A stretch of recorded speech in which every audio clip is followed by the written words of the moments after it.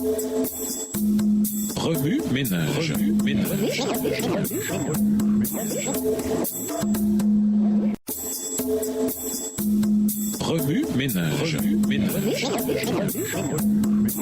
Bienvenue dans votre émission Remue ménage. Nous voilà à la leçon de dimanche, intériorisée, montée du mal et apostasie de la vérité. Comme nous l'avons déjà étudié, les puissances de la bête d'Apocalypse 13 et 14 représentent un système de faux culte à l'échelle mondiale. Mais il y a plus. La bête poursuivrait ses activités pendant une durée spécifique de temps. Dans les prophéties chronologiques symboliques, un jour prophétique équivaut à une année littérale, une idée que soutient Nombre 14, verset 34. À chaque jour correspondra une année. De nouveau, Dieu dit « Je t'impose un jour pour chaque année » Ézéchiel 4, verset 6 dans la version Louis II. Ce principe s'est avéré exact à plusieurs reprises dans l'interprétation des prophéties bibliques relatives au temps, comme dans le cas des 70 semaines de Daniel 9, les versets 24 à 27. En calculant la période de 42 mois mentionnée dans Apocalypse 13, verset 5, avec 30 jours dans un mois, on arrive à 1260 jours prophétiques ou années littérales. Les anciens calendriers comptaient régulièrement 360 jours par an. Au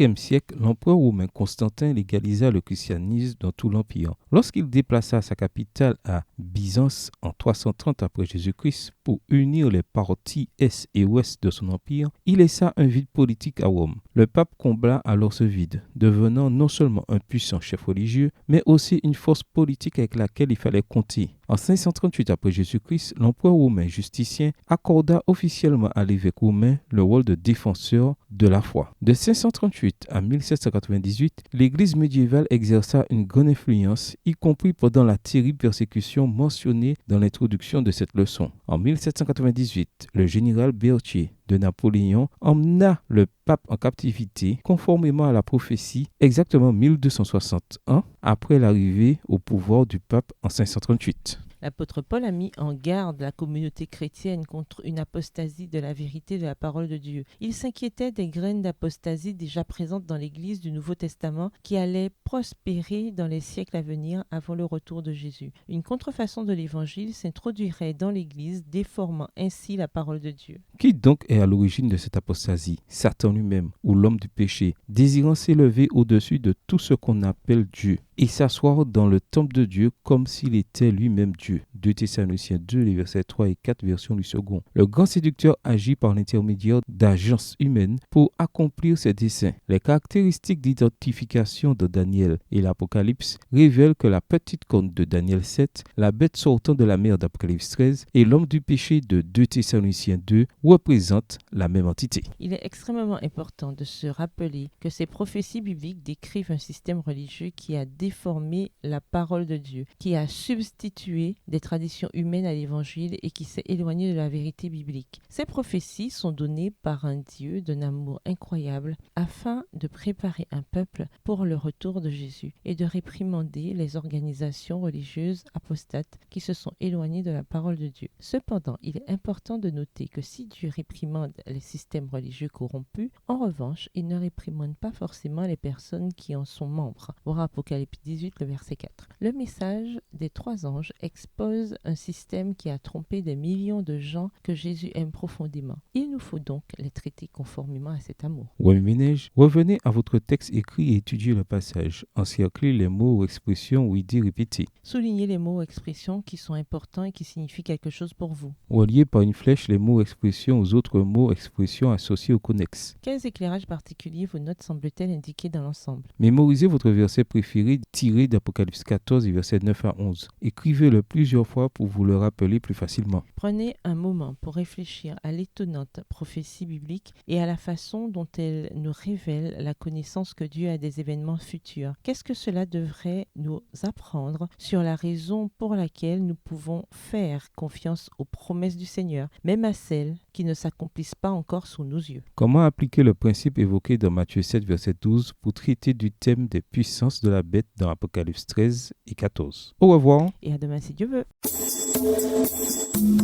Remue ménage.